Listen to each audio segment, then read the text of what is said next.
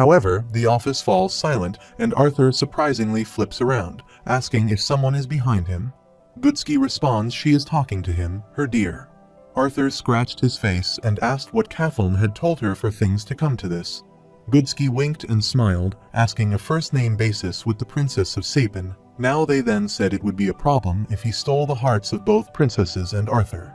She doesn't want him to start a civil war when he hears Arthur waving his hand, and the picture of Tesha and Kathleen fighting is created in his mind. Then he responds, let's not joke about these things. After this, Arthur opens his arms and asks if she is kidding. Right? He is a student who still needs to finish his first day of school. Furthermore, he wondered if it is even possible to be a student and professor simultaneously. Goodsky raised her hand, answering please, no need to get so worked up. It's pretty simple. She asks if it is allowed. Yes, as long as she says it is. There have been cases of highly qualified upper-level students teaching introductory courses. He is not that special. Her dear Arthur asks about Geist, and she answers they have just dismissed Professor Geist from the academy. She hears Arthur get surprised and says, looking toward him, asking not to look so surprised. She had an investigation launched as soon as she heard, and with Princess Kathleen's help, Geist had no room to defend himself. Further, she says that she has never seen the princess as worked up as she was today, and hears Arthur create the picture of Kathleen in his mind. In the first picture, she is standard, while in the second picture, she is furious. Arthur looks toward that picture and smiles, asking if that is so. Then he turns and closes his eyes, adding that he still doesn't understand why she is doing this, director. She closed her eyes, waving her hand to answer because a spot had opened up, and she wanted him to fill it. Then she opened her left eye, adding she had no ulterior motives this time, and he didn't have to be so suspicious. But she believed it would be an excellent opportunity to build his reputation without conquering her professors. Then she says he would be put into the spotlight to some extent, but she would be well placed to defend him if necessary. Sylvia is lying beside Arthur on the couch while listening to Goodsky. She is looking toward her wink. After this, Arthur says parents are bound to complain. Goodsky smiles and puts a hand on her chest, saying they may complain, but she is the director, and it's a better solution than canceling the class. Then she extends her hand toward Arthur and says it's his choice, but wouldn't it be a better use of his time? Then, sitting through a class, he is overqualified. Arthur and Goodsky look toward each other, and Arthur looks toward her, thinks it's not like he can keep a low profile after today anyway, then responds to her fine.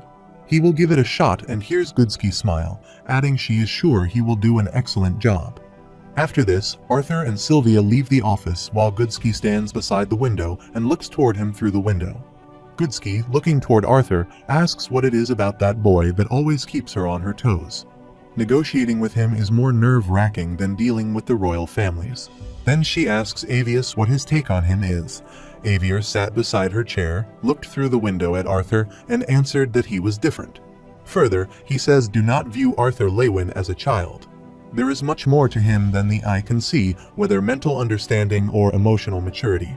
Goodsky, looking toward her owl, asks what makes him so sure, and he answers his bond. When Avius says that the white fox's proper form is that of a dragon, Goodsky gets surprised and surprisingly asks what. Avius, looking through the window, says he suspects his strength will not even be comparable to hers when she develops. As they looked through the window, Arthur Avius said don't make him her enemy. He will become her most excellent ally if treated with trust and respect.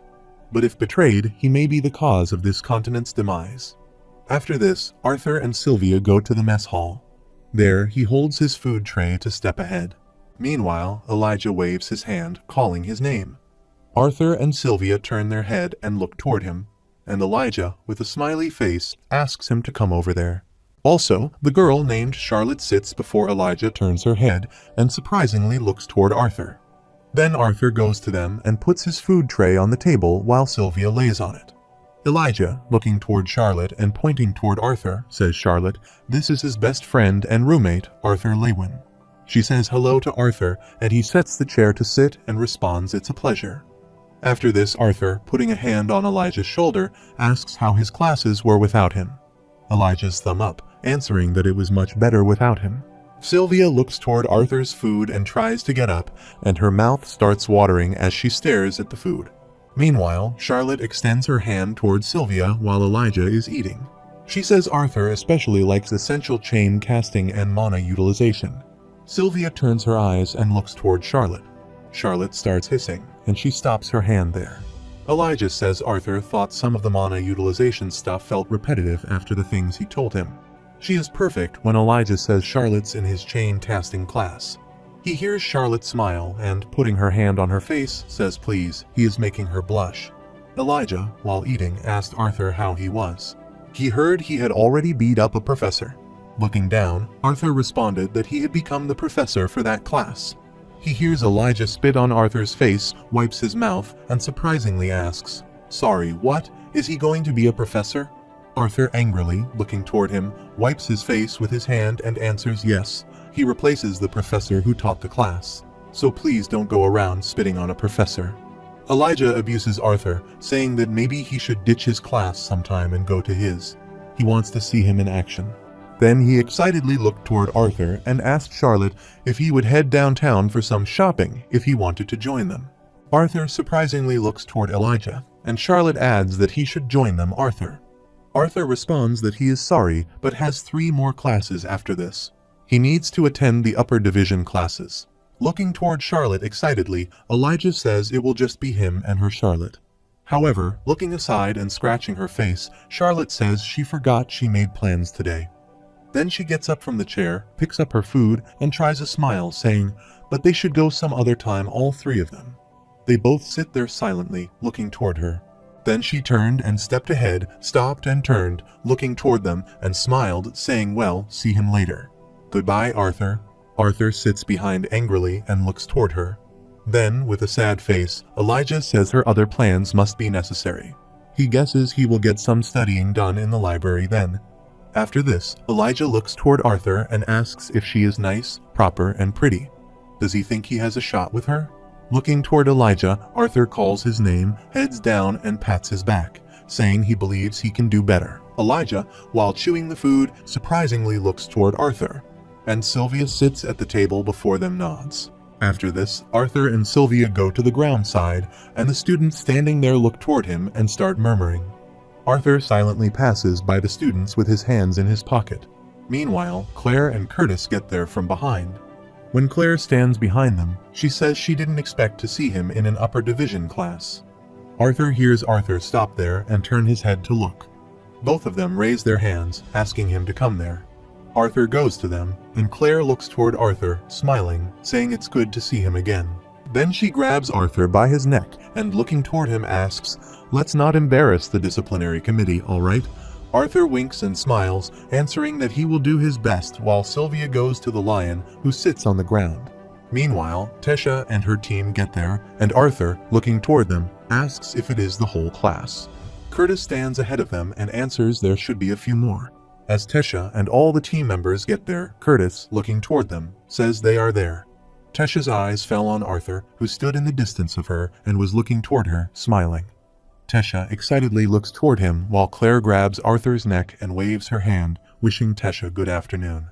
Tesha stops there and looks toward Arthur's pout. Arthur looks toward her nervously, smiling, and she angrily turns and passes by them, answering pleasure. Arthur turns his eyes and looks toward Tesha. Tesha, with her team left, and Claire, looking toward them, says she is in a bad mood today. Arthur looked toward Claire, thinking it was because of her. Then Curtis points back and says Claire, they should also head over. He hears Arthur standing his back to them and sighing. Suddenly, Arthur's eyes glow, and he grips his hand angrily. He turns and looks toward Lucas, who has joined Tesha's team and passes by him smiling. However, Lucas Wykes is the most arrogant, deceitful, and treacherous. Arthur stands behind angrily and looks toward him, and Lucas also turns his eyes and, with hatred, looks toward Arthur. Suddenly, a hawk beast flapping in the sky lands on the ground, and the students stand their heads up and look toward the hawk beast coming down. The hawk beast flaps, and from that hawk a lady taps, and all the students on the ground surround the hawk and the lady. Moreover, the lady stood beside her beast excitedly, looking toward the students and welcoming them. Then she said she was Professor Glory. She would be their instructor for a team fighting mechanics. Then she pointed toward the hawk and noted that this flare hawk was her bond torch. Arthur stood among the students, activating his power, and then looked toward her, think let's see how strong she is. But as soon as Arthur tries to get information about her, she understands someone is using his magic to find out about her. She turns her head and looks at Arthur with shining eyes, while Arthur, looking toward her, winces. Furthermore, Arthur looks at her, thinking she hides her level and elemental attributes from many students. But why is she doing this? She stood before Arthur, who was staring at him, smiled, and stepped toward him. She asked Arthur if it wasn't her newest colleague, Arthur Lewin. It's a pleasure to meet him. Then she says he is also the newly appointed professor for the practical mana manipulation class they all took during their underclassmen years. He hears the students standing behind Arthur, looking toward him, and starts gossiping. One of the boys asked the newest colleague what that meant. The girl standing beside him says no way that can be him, while the boy standing beside the girl says he heard a rumor that there is a new student professor. After this, Glory smiled, adding that while it's only an interim professor position, she would still say it's pretty impressive. Surprisingly, one student asks why she can't be a severe professor, and the other student, his friend, adds that this is even possible. Even some of the best upper-level students don't get to teach, yet this scrawny first year did. However, the student stood behind Arthur screaming, saying that it was not fair, and the girl with a surprised face said there must be a mistake. Curtis stood there smiling, telling them to settle down and stop being so jealous. Moreover, Arthur stood ahead, sighing, thinking if she put a target on his back on purpose. Professor Glory claps, adding now they should all have more faith in the director's decision. Arthur has proven himself to some degree by defeating the professor who taught the class previously. He hears the student standing behind Professor Glory with his friends raise his voice. Beating an underclassman professor means crap. Glory, while clapping, turns and looks toward that student. Then he adds most of them can win one, especially one that was just some thug adventurer. He hears the other students standing beside him answer yes.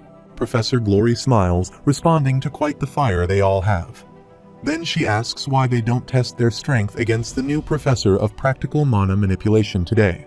While Arthur stood there, he scratched their ear with his little finger, and Tesha stood there in the distance and was looking toward him.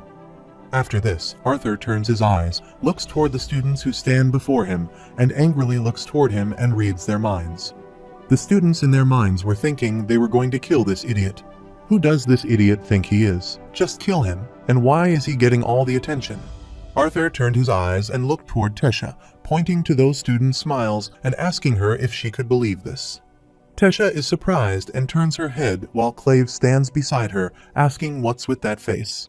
After this, Arthur, with a smiley face, says to Glory thanks her for the offer, but Director Goodsky asks him to take it easy on his upper division classes until he adjusts to school. This is his first day. After all, Professor Glory, putting a hand on his shoulder, looks into his eyes and smiles, answering, "Come on, that's no fun, now is it?" Then she gets near Arthur and, looking into his eyes, winks, saying he is a first year in an upper division class, and there's no special treatment there. He only needs to prove his qualifications through demonstration. It's only just and fair. Arthur smiles, and Professor Glory turns and looks toward the students, asking about a suitable class. They all raise their hands, while Arthur looks toward Glory, thinking just and fair is nothing. After this, Arthur asks Glory what she has in mind, Professor. She shows him her hand's first two fingers and answers she likes to begin the semester with a fun, casual game. Then she clenched her fist and laughed, asking what conquest. How about it? Kids and students started discussing while Arthur stood before her. Surprisingly, since when were war and conquest fun? However, Curtis raises his hand, adding that the professor has a suggestion. Then he asked about a mock team battle with one team's 3 disciplinary committee officers. Claire stood beside Curtis, adding that it would be a good opportunity for them to work on their teamwork. Professor Glory nodded, then folded her arms and smiled, answering that it was not a bad idea. Meanwhile, Clive stood beside Tesha and raised his hand, adding Professor Princess Tesha, and he could be their opponents on the other team. Tesha, looking toward him surprisingly, asks what Clive is. Here's Glory smile, responding. Now things are interesting. The disciplinary committee vs the Students' Council. But it would be unfair to have 2 against 3. Lucas raised his hand, adding he would volunteer to be on the student council team. Looking toward Lucas, Professor Glory responds to Mr. Wykes, their other genius freshman. She supposes it will be an excellent chance to assess his abilities well. After this, Arthur, Lucas, Claire, and Curtis step toward the professor. and she raises her hand and says the six of them gear up. As Arthur and Lucas stand beside each other, their shoulders bump, and Lucas angrily looks toward Arthur and says he is the commoner who stole his spot on the disciplinary committee. Arthur turned his eyes, looked toward him, and answered that it was not stealing if it was never his. However, Arthur stood alone aside, and at a distance to him, Claire and Curtis stood, while at their distance Tesha and Clive were, and at their back, Professor Glory was with her bond. While the students sit in the ground stadium and Sylvia sleeps on the stone, Claire helps Curtis put on his gloves. Lucas was wearing his gloves himself while Clive asked Tesha to help him wear elbow gear, but she winked and refused. On the other side, Arthur was wearing his elbow gear. Meanwhile, Tesla came to him and helped him to fasten the gear on his elbow. As she was tying his gear, he looked toward her and smiled, asking if Princess Tesha could be helping him like this. She tightened the gear, answering, "Please refrain from talking so loudly, Professor Lewin." Arthur shouted, then smiled, adding she didn't have to act so formal they couldn't hear them from over there. Tesha headed down, listened to him, and then looked toward him to answer. She hated having to act like she didn't know him. Arthur bluntly answered, then didn't, and she shouted at him. He meant he didn't care. Master Cynthia told her he wanted to keep a low profile, or so she thought. Arthur, pressing his cheek with his index finger, laughed, saying, "Well, he hasn't been doing an excellent job of that now, has he?" After this, Arthur asks if it's all right as long as a few things are still secret. Then he is okay with Sylvia's true identity, the level of her mana core, and whether she has noticed anything. Tesha answered she didn't know what. Then she said she couldn't sense his water as she was about to complete her sentence. Arthur gets close and puts his hand on her mouth, saying he keeps most of his abilities secret for now, so he would appreciate it if she did the same. Tesha folds her hand in front of him, and he gets close to her, but she doesn't have to ignore him, Tesha. While Tesha fearfully looks aside, she says he is too close. Meanwhile, Professor Glory gets there to raise her voice, and the two are fraternizing with the enemy. Then, showing them her two fingers, she says they will be starting in 2 minutes. Tesai pushed Arthur backwards while he was lovingly looking toward her. Then Tesha turned, and Arthur stood behind her and called her name. She turned to look, and he, lovingly looking at her, says let's both do their best. He wants to see how much she has improved. Tesha, with a smiley face, answered he would better watch out then. After this, Tesai, Clive, and Lucas stand at one side, and before them, on the other side, Arthur, Claire, and Curtis. At the same time, Professor Glory stood between them with her bond. Then she looks at both sides and says, "Before they begin, there are the rules. The match will have a time limit of 30 minutes, after which they will have a short discussion and analysis of what plays out. Further, she says Team DC will have a handicap since Curtis and Claire have had more classical training than Team SC with 2 first years, and that handicap is Arthur Lewin, who will be king. Knock him out, and the whole team loses, and artificers specially design the gear they use to measure the damage dealt. Moreover, she says if the amount of damage passes the threshold encrypted, it will release a shrill noise. Anyone who chooses to ignore this warning, continue fighting, and cast spells will be immediately banned from her class." She hears Lucas smile, then she adds she may be up for expulsion, and lets her be clear this equipment will not protect them. They should be advanced enough to protect themselves with mana, but can be injured while wearing it. Remember it.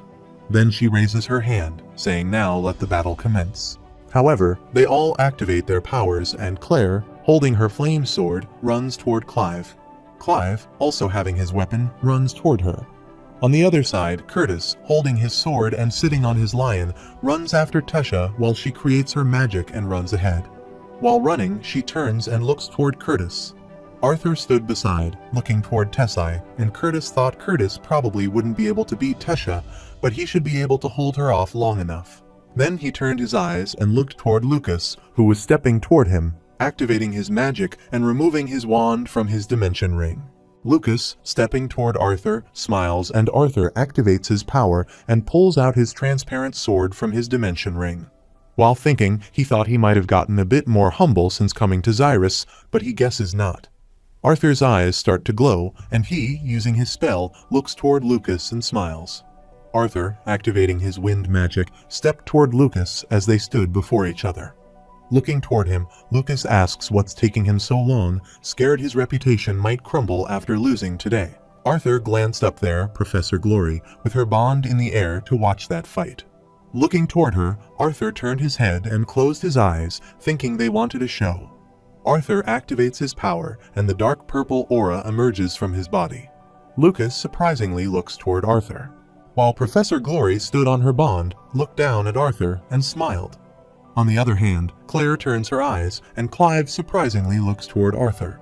Also, Prince Curtis surprisingly looks toward Arthur while Tessai sighs. Arthur's wind magic layer surrounds him, and he steps ahead and crunches the ground, then dashes toward Lucas. Lucas, gritting his teeth, releases the fire from her wand, saying manifest and burn, obeying his command and enclosing those who stand before him. Lucas, with his flame magic, creates the Inferno's cage around him, while Arthur whirls his wind magic toward Lucas, but before his wind magic attacks Lucas. Lucas's fire explosion attacks him, and he, holding his sword, falls backwards in the air, but before he loses his wind magic and cuts the flame. As Lucas's fire spread over there, it was difficult for Arthur to attack him.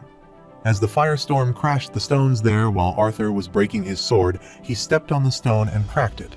Also, the fire explosion occurred near Arthur. He moves backward, bends his finger on the ground, and sits up on the ground. He tries to cross that fire, but Lucas has created the Inferno's cage all around him, making it difficult for Arthur to get near him. Arthur sits there, surprisingly looking toward the flame balls that Lucas released from his wand, which spread all around there. Arthur got up and stood beside the crash stone. Suddenly, the flame balls that Lucas was releasing upward started to combine. However, Lucas, with his flame magic, makes a barrier shield around him and sees Arthur grit his teeth while Lucas laughs, asking flame balls to fall. Those flame balls move toward Arthur and explode while Arthur runs away, but there are many fireballs, and they surround Arthur. However, heat spreads around Arthur, and due to this heat, he starts to sweat. Then he stomped on the stone and dashed aside. As he jumped, the flame balls exploded, and the flame explosion occurred there. Arthur hardly saved himself from that explosion. He, using his wind magic, slashed his sword to cut the flame bullets that were moving toward Arthur. Lucas laughs, saying that's it, dance for him. The flame bullets quickly move toward Arthur from behind. Meanwhile, Sylvia worriedly asks him if Papa is okay. Looking behind the flame bullets coming toward him, Arthur answers he is fine. Sylvia then asks how everyone else is doing. She laughs, answering Mama, who is winning against Curtis, and Claire, who is winning against the grumpy guy. Arthur stomps on the ground, responding, got it. As the fire bullets were about to hit him, but before the bullets hit him, he slashed the sword, cut the stone, and threw the stone toward the bullets. The flame bullets explode in the air, and Arthur jumps, asking Sylvia to tell him if something unusual happens. The flame storm moves toward Arthur while he slashes his wind magic sword run, and while running away, he notices Lucas, who stands in Inferno's cage barrier, and think that Kid's monopool is even more significant than when he was an adventurer. Arthur steps on the stone and dashes ahead while the stone on which he steps is cracked. Arthur runs away and moves toward Lucas, while the flame explosion occurred behind him and the flame storm was coming after Arthur. Lucas stood in Inferno's cage barrier, holding his wand and laughing. The fire explosion occurs before Arthur, and he falls backward, flying in the air. While flying in the air, he thinks that without fire and water attributes and mana, he can't do anything against this heat, and his mana pool won't be able to keep up with his. The flame bullets move toward Arthur, and while moving toward him, the flame explodes due to the explosion. The ground cracks, and the stone falls away. Arthur rolls, jumps backward, and saves himself from that explosion while Lucas stands there, saying he is glad he didn't join the disciplinary committee. He might have quit school if he had been on the same team as someone as incompetent. Arthur, creating his wind magic, jumps on the stone and flies in the air on the stone, passing by the heat, thinking he can't conjure a wind spell large enough to go up against it. Arthur stood in the heat, creating the wind magic. Meanwhile, the flame scratched his arm. Arthur slashed his wind magic with his hand and, gritting his teeth in pain, threw the flame away. After this, he kicks the stone into the flame ball. The stone bumps into the flame and cracks it into pieces. Arthur, looking toward the fire around him, thinks now he has to think and focus on the fire. Wind magic pushes, pulls, and manipulates air to achieve desired effects. But what if he was to manipulate the air particles themselves? He could eliminate the very thing that fire needs to keep burning oxygen. As he was thinking this, the flame bullets moved toward him, and Arthur, with his wind magic, crashed the flame. Arthur, profusely sweating due to heat, looks toward Lucas, who stands in Inferno's cage. The barrier is releasing flame with his wand. Lucas, looking toward Arthur, laughs, asking how he beat that sorry excuse of a professor by running. Asking this, Lucas released the flame from his wand toward Arthur. The flame bam on the ground cracked, and Arthur flew in the air and moved backward. Arthur screeches on the ground thinking, but could he manipulate it fast enough to extinguish the fire before it hits him? Better yet, would he even be able to breathe thinking this all?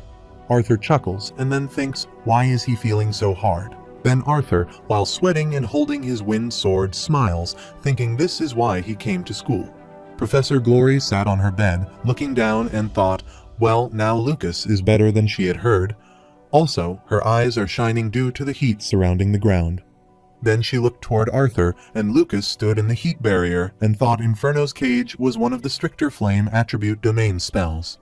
Yet he can use it so proficiently at such a young age. On top of that, his mana reserves almost rival that of a silver core mage. After this, she sighed, thinking the world was changing, and then she winked and patted her bond, saying oldies like them wouldn't have a place soon. Then, looking toward Arthur, she thinks, especially if they see more kids like Arthur Lewin. Furthermore, she thinks he lacks variation in his spells for a dual elemental mage, but makes up for it with fluid movements and tight control. He was only mildly curious about the kid who could beat a veteran adventurer, even one as careless as Geist. Then she looked toward Arthur, who, using his wind magic, passed through the flame bullets. Arthur graduated on the ground and slashed his wind sword while the flame bullets were moving toward him, and he moved toward Lucas and cut those flames with his sword. After this, he stood on the ground, and his wind magic surrounded him. Also, a green aura came out of his body. Looking toward Arthur, Professor Glory thinks, but that pressure, what sort of life did he live to be capable of that at his age? Arthur stabs his transparent sword on the ground and slightly bends, then gets up and holds his breath while his wind magic surrounds him. Arthur held his breath step ahead, and the green aura from his body was moving upward. Professor Glory looks toward him, surprisingly thinking, what's he doing? Now he is holding his breath. As Arthur was stepping ahead, the flame bullet moved toward him from behind. Those bullets hit Arthur's backside, but he gritted his teeth in pain, keep stepping ahead. See this? Glory thinks his uniform will go off if he is surprised to see when the flame bullet comes to Arthur, but he doesn't get near him. The flame sword moves around Arthur and doesn't hurt him, and Arthur, surrounding himself with the wind magic, continues stepping ahead toward Lucas. Professor Glory gets surprised and then pats her bond, asking him to lower her pat while flying in the air move downward. Glory looked toward Arthur, thinking the little monster was unlike wind magic. Trying to manipulate the air involves much more insight, higher concentration levels, and chanting to properly spellcast. Furthermore, she sits on her bond and thinks it's why there aren't mages capable of just sucking the air out of their opponent's lungs. It would take hours of concentration to manipulate the air directly inside a moving, living target. That's why mages use their own body as the source or a pre-designated, unmovable location. He keeps his area of effect as close to his body as possible, but even then, he can do this in the middle of a fight. Arthur was moving toward Lucas while Lucas stood in Inferno's cage barrier, sending flame bullets toward him. However, Arthur stepped toward him, manipulating a thin layer of air around his body to form a vacuum and disperse the fire before it hit him. It sure sounded a lot easier in his head. At this rate, his uniform will reach its threshold before getting the hang of it, but if he can, he will get through that barrier. Lucas sends his flame bullets toward him, but his flame magic does not affect Arthur. He sees Lucas gritting his teeth, thinking how he can block his spells like that. He doesn't see any wind magic being used, but it doesn't matter. He will end it now. Lucas raises his voice, raises his protector, and with his flame magic, he creates the Flame Guardian and points it toward Arthur. Arthur looks toward him and smiles, and the Flame Guardian thumps on the ground and runs toward Arthur. However, Arthur slashes his sword, so he finally reaches his limit. Suddenly, something booms behind him. Arthur stood there worriedly and turned his head, thinking about that sudden mana surge. Meanwhile, Sylvia calls him as Arthur turns his head to look. Meanwhile, the Flame Guardian starts circulating him. Arthur, slashing his sword, turns his eyes and looks around toward the Flame Guardian. The Flame Guardian runs toward Arthur and punches him while Arthur skids backward, creating his wind magic. Suddenly, his eyes fall on Professor Glory, who, on her bond, extends her hand ahead, shouts, calls Tesha, and passes outside the Inferno's cage barrier. Looking toward her, Arthur grits his teeth while the Flame Guardian runs toward him. The Flame Guardian ran toward him to punch him while Arthur silently stood there, head down, as the Flame Guardian was about to punch him.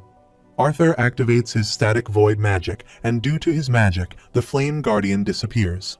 Arthur was injured, and he stepped ahead and stumbled while Professor Glory, outside the barrier, raised her voice and held it together. Arthur, they needed to get out of there quickly and reach Tessai. Arthur glances aside toward the cracked ground, then turns and runs ahead, thinking he has to work fast. He has already used most of his mana reserves, trying to learn that stupid vacuum barrier spell. Also, Professor Glory, on her bond, was following him. Arthur, while running and squeezing his eyes, thinks that Curtis released his beast will from the mana spike he had felt earlier. Then he turns and surprisingly looks toward Tesha, who lies in Curtis's beast, which will spell unconscious. Looking toward her, Arthur thinks, why doesn't she have any protective barrier around her? Arthur thumps, then he stumbles, and with a puffy breath, feels that it's not essential. As Curtis's beast will spell was about to attack Tesha, Arthur ran toward her, thinking he didn't have enough mana to block this, so he grabbed Tesha. He hugged her while the beast attack was moving toward him. Arthur covered her with his body, thinking this was going to hurt. After some time, both Tesha and Curtis were fighting, and Tesha stood in the distance looking toward Inferno's cage barrier, thinking she wondered if Arthur was doing okay. Even if it's him, winning will be complicated while only using his two weakest elements. As she stood there, we thought about this all while Curtis ran toward her, holding his flame sword. He swung his sword, Tesha put his sword before her, and his sword clanged with hers. Curtis, holding his sword, pushes Tesha's sword and, looking toward her, says it is bad manners to look away from her opponent in the middle of a battle, Princess Tesha. Tesha silently looks toward him. He pushes his sword and strikes it to attack, but Tesha twirls and his sword passes by her. After this, Tesha moved and knocked her sword, and her sword clanged with his flame sword. Also, auras emerged from both of their bodies. Princess Tesha created her wind magic and swung her sword, but Curtis put his flame shield before him, and her sword clanged with the shield. Tesha, looking toward him, says her apologies to Prince Curtis. Suddenly, she feels something throb, and she creates her wind magic attack on Curtis. He flies in the air backward and is about to thud on the ground. Before he thuds on the ground, his bond jumps and catches him. He held his flame sword and shield thud on his bond. While Curtis stood there holding her sword and activating her wind magic, she put her hand on her stomach because she felt pain in her mana core. She gritted her teeth, thinking, what was that? What's wrong with her? Meanwhile, Curtis is sitting on his bond, hopping there. He raises his hand, and a voice asks Grotter, let's go. Also, Grotter had activated his power. His tail was moving, and his eyes were glowing. Curtis himself started changing into the lion. His face, teeth, and hair were changed, and he raised his voice just like they had practiced. Tesha stood there gritting her teeth, thinking about the ambient mana they were gathering. It looks like they are preparing for a significant spell. Tesha creates her spell, and the aura starts emerging from her hand, and with her magic, the roots start breaking from the ground. However, she lifted her magic hand, and with her magic, the root snare spurts out of the ground and spreads there. While Curtis sits on his bond, he moves toward her. His bond crosses all the roots of snare, which were spread there around them. Tesha, using her magic, creates the arrow missile and moves it toward them while making her magic with her wand. Putting her hand on her stomach, she thinks something is wrong with her core. She is not correctly assimilating to the Elder Wood Guardian's core. Maybe she should forfeit. Then she grits her teeth and thinks no. Then, looking toward her wand, she believes she is the student council president. She can't have anyone thinking that she is weak, much less a coward. However, she stood up on her root snare, created the wind magic, and combined her root and wind magic, thinking she could win. On the other side, Curtis's bonds grip the ground, and Curtis creates his world's howl, raises his voice, let's go, Grotter. Curtis makes his flame magic and throws his flame storm toward the ground, and due to his magic, the stones on the ground start flying up. After this, the stone mixes up with the flame storm, and Curtis, using his magic, moves his flame storm magic toward Tesha, who stands up on her root snare holding her magic wand. Moreover, Tesha's magic binds her core inside her stomach, and she thinks she is about to fall. She puts a hand on her stomach and falls on her root snare, and with her half-opened eyes, she sees the flame explosion coming toward her. As her eyes were closed, she felt someone beside her.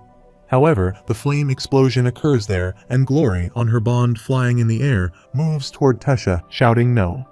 Then she jumped from her bond and thudded on the ground, and due to that flame explosion, the smoke spread there. As the smoke ended, Glory looked around there. Tesha's root snare was burning, and she thought there. Meanwhile, her eyes fell on Arthur, who was injured, lying on the ground on Tesha, and his uniform was burned due to the flame. Meanwhile, the doctors holding their aid boxes run toward them, and Glory, looking toward the doctors, wonders how Arthur got there. With a sad face, Curtis came to Glory, saying, "Professor, he didn't mean to. He didn't know she would faint." Glory sits beside Arthur and raises her hand, responding, "It's all right, she knows." Then Glory turned her head, looked toward the student beside the doctor named Dagal, and asked him to get the rest of the team on standby. Then she looked toward the doctor named Pawn and asked him to start the damage assessment now. Both nod their heads, and then she turns her head and looks toward Arthur, who lies on the ground grabbing Tesai, while Tesha is unconscious, lying under him. Looking toward them, Glory thinks, what the hell just happened? After some time, Arthur was admitted to the hospital. His face, body, and head were bandaged, and he, with his half-opened eyes, saw Sylvia sitting on him and looking toward him. He looked toward Sylvia, asking what while she had a sad face, sighed and hit Arthur's face with her hand, saying Papa is an idiot. Arthur, in pain, grits his teeth and closes his eyes. Then she looks toward him with teary eyes and says he thinks he is so strong, but he keeps almost dying. What does Sylvia do without Papa Arthur holding his head, looking toward Sylvia, then looking toward her and calling her name? Then he sighed and smiled, saying he was sorry and she was right. He has been a little reckless. After this, Arthur holds Sylvia's head and gets her close to him. Then he puts his head together with her and closes his eyes, saying don't worry, he won't ever leave her. Sylvia, with teary eyes, looks toward Arthur. Then he pats her head, and she closes her eyes, asking him to promise. Meanwhile, the door knocks, and Arthur asks to come in. President Goodsky opens the door, and looking toward Arthur, says she didn't expect a reply but sees he is awake already. Then, standing at the door, she asks him how he feels. Arthur answers, a little concerned that he is seeing the director of his school so often. Then she comes to him and sits on the chair beside the bed. Looking toward him, she says if he has the will to be so cheeky, she is sure he will be okay. Arthur asks how's Tisha, and Goodsky answers, well, the good news is that Tesha is in a much better state than him. Then, looking aside, she asks for now, it's the beast will right her body can't handle it. Arthur responded yes, and she turned her head and, surprisingly, looked toward him and asked how he knew that. Arthur tries to get up, answering because he is the one who gave her that beast will. But before he gets up, he again thuds on the bed, adding he should be the one to help her with the assimilation, but he doesn't think he can in this state as Arthur thuds Sylvia with a sad face and moves toward him. Goodsky responds no, he has done more than enough. This is her fault. She kept the knowledge of Tesha's beast will a secret. Furthermore, she says she is at the stage of the assimilation process where she is most vulnerable. This might have been avoided if she had at least told Professor Glory. After this, Goodsky, putting their hand on Arthur's hand, says he thanks him for sacrificing himself to save her disciple. Arthur surprisingly looks at her, responding that she makes it sound like he is dying. He hears her chuckle, and then she gets up. She steps toward the exit door, saying she has contacted the royal family and his own. They should be there soon, so he should get some rest until then. Arthur thumbs up and smiles, responding all right, thanks her director. Then she left the room and clicked the door. Standing outside the room, she asked if she was sure she didn't want to go in. Tesha stood beside the wall, turning her head, answering not yet. She didn't think she could, and besides, he should rest. Goodsky taps her hand on Tesha's shoulder and asks, then Tesha surprisingly looks toward Goodsky's hand on her shoulder. Goodsky grabs her by her shoulder and points aside with a wink, adding that she lets them feast on those delicious-looking desserts brought in earlier while she works up the courage. Tesha doesn't want to go, and she, with a surprised face, nods. Stepping ahead, she turns her head and, with a sad face, looks toward the room door where Arthur was admitted.